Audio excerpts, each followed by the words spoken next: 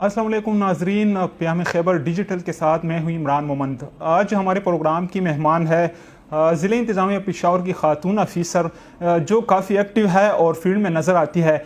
लोग खासी तारीफ़ें करते हैं इनकी। हमारे साथ इस वक्त मौजूद है additional assistant commissioner Syeda Zainab Naqvi साहिबा। इनसे हम गुफ्तगू करते हैं। कहाँ आपकी पैदाइश हुई है, किस मट्टी पर और किस सन में? बहुत शुक्रिया आपका। मैं बेसिकली पेशावर की रिहायशी हूँ। मेरी पैदाइश भी पेशावर की है और मेरी जो अर्ली एजुकेशन थी मेरी, बल्कि थ्रू आउट एजुकेशन जो है वो पेशावर ही की थी मेरी, from schooling, from college, university, और फिर इवन आगे जो जॉब एक्सपीरियंस था वो भी मेरा पेशावर ही का था। बचपन के ज़माने में कैसी थी, शरारती थी या फिर? अब बचपन का ज़माना, ये ज़्यादा आंसर बेहतर तरीके से मेरे वालिदैन दे सकते हैं, लेकिन अक्सर वो किस्से सुनाते रहते हैं। तो जी, मैं नोटी थी काफ़ी ज़्यादा। तो ख़ानदान की जानिब से कोई तालीम पर कोई पाबंदी, रुकावट वगैरह या सर्विस पर आने पर कोई पाबंदी आप पर तो नहीं थी? सर ऐसा कुछ भी नहीं था। मेरी माशाल्लाह हम वी आर लाइक 5 सिस्टर्स और एक भाई है। सारे के सारे पढ़े लिखे हैं। जो मेरी बड़ी 3 बहनें हैं वो सारी PhDs हैं, यानी 2 तो उनमें PhD मैथमेटिक्स है, उनमें से एक ने पोस्ट डॉक्टरेट मैथमेटिक्स भी किया हुआ है, और जो तीसरी बहन है शी इज़ लाइक वो न्यूरो साइंटिस्ट है। उन्होंने मैनचेस्टर यूनिवर्सिटी से न्यूरो साइंस में जो है वो PhD किया है।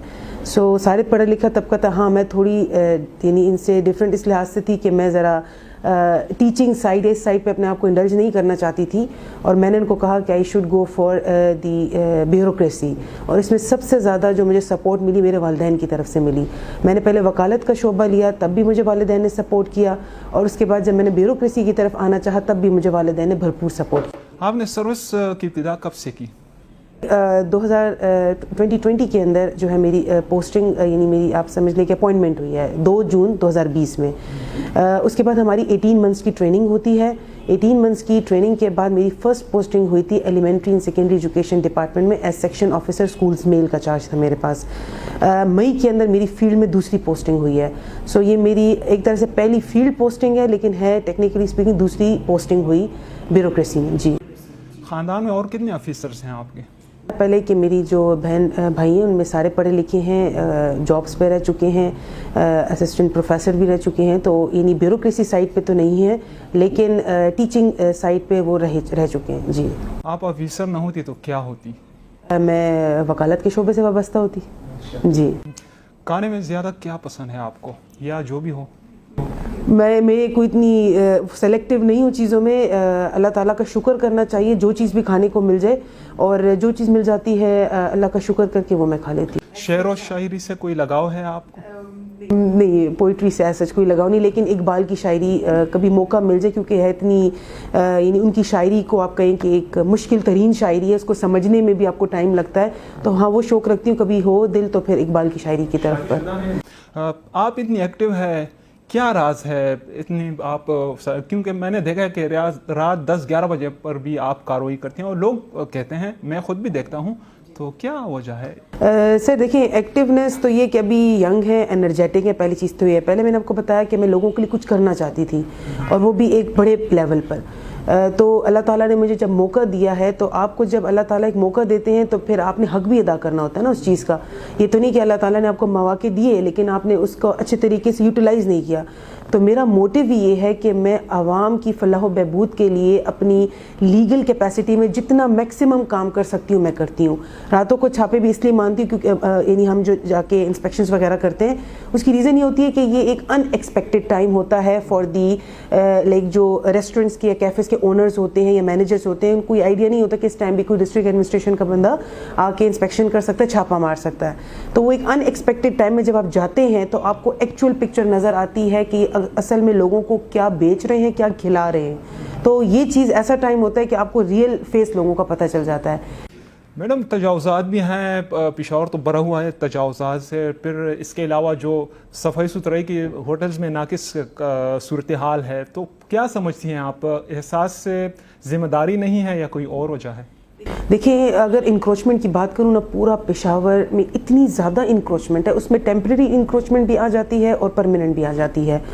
ہمارے پاس جس طریقے سے کمپلینٹس آتی رہتی ہیں جو ہماری اپنی نالج میں آتی رہتے ہیں, ہم اپنی لیگل جتنی بھی پروسیڈنگس ہے اس کو کور کر کے جو نوٹسز سرو کرنا پرماننٹ کے لیے you have to serve the notices, temporary کے لیے ضرورت نہیں ہوتی, تو وہ ہم اپنی طرف سے پوری کوشش کر رہے ہیں. ہم کوشش کر سکتے ہیں, باقی اللہ تعالیٰ رزلٹ دیتا ہے. تو انکروچمنٹ کا ایشو جو ہے وہ بہت ہی یعنی پشاور کے ہر جگہ پر ہے, موجود ہے. بورڈ بازار میں اگر میں ٹاؤن کی بات کروں, KTH ایمرجنسی روڈ پہ رہتا ہے یہ ایشو. اپنی طرف سے میں کوشش کرتی ہوں, باقی اللہ مدد کرتا ہے. سیکنڈلی جو ہائیجین کا آپ نے مجھ سے پوچھا کہ آپ چیکس کرتی ہیں اس پہ کیفیز پر, تو لوگوں میں دیکھیں اتنا ہم سب مسلمان ہیں, ٹھیک ہے, اور صفائی نفس ایمان ہے, ٹھیک ہے, یہ تو سب کو پتہ ہے نا. تو کم از کم آپ جس جگہ پر رہتے ہیں اس کو تو صاف کریں.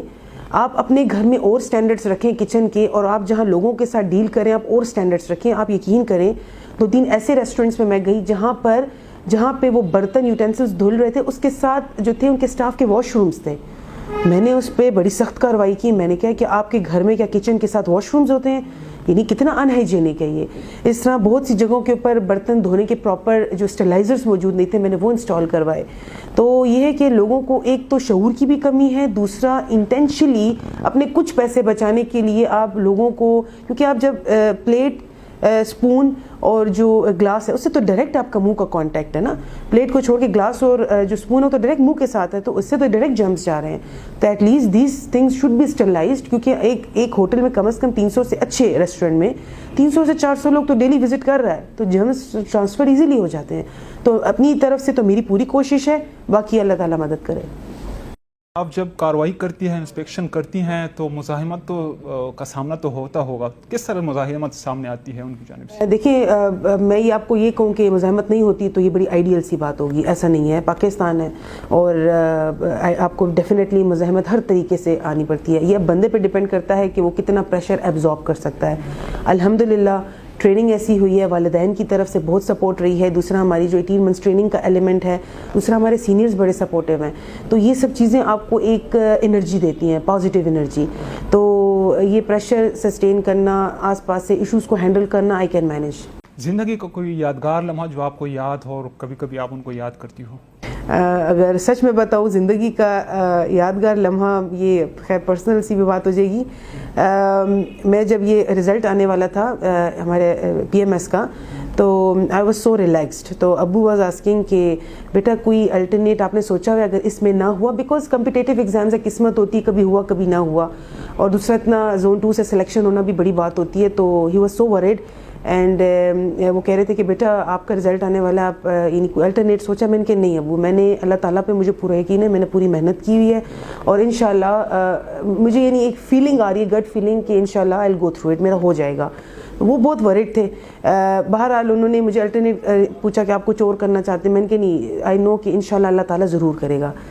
جب نیکسٹ ڈے رزلٹ آیا تو وہ اتنے ہیپی تھے, کہتے ہیں کہ آپ اتنی شیور تھی. میں نے کہا کیونکہ ایک طرح سے مجھے ایک فیلنگ آ رہی تھی کہ ہو گیا ہے. اس ٹائم پہ انہوں نے مجھے سلوٹ کیا تھا. تو میں نے کہا نہیں پاپا جان آپ ایسے نہ کریں, اور آپ نے جتنی ہمارے ساتھ ایفرٹس کی ہیں, جتنی محنت کی ہیں, یہ اسی کا پھل ہے, تو یو ڈیزرو آل رسپیکٹ. تو وہ میرے لیے ایک میموریبل ٹائم تھا, وہ اسٹل ان مائی میموری, اور میں اب جب بھی اس کو یاد کرتی ہوں تو وہ میرے دل کے بڑے قریب ہے وہ چیز. جی بالکل, آپ نے ایڈیشنل اسسٹنٹ کمشنر سیدہ زینب نقوی صاحبہ کی گفتگو جانی, ان کے ذاتی زندگی کے حوالے سے بھی اور ان کی سروس جو ہے ان کے حوالے سے بھی. امید کرتے ہیں آج کا پروگرام آپ لوگوں کو پسند آیا ہوگا. اجازت دیجیے گا, اللہ حافظ.